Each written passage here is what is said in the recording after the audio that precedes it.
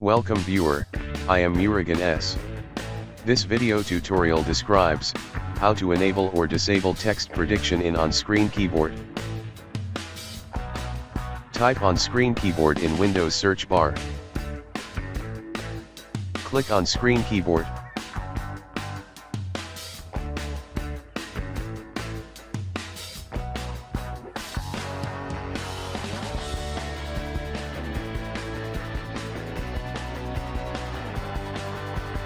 Click option. Click text prediction.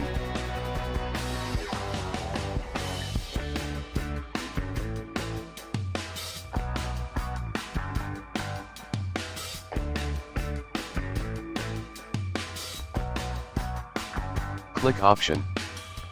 Uncheck text prediction. Thanks for watching. I hope this video tutorial helps to solve the problem. Please like, share and don't forget to subscribe my channel. See you next video.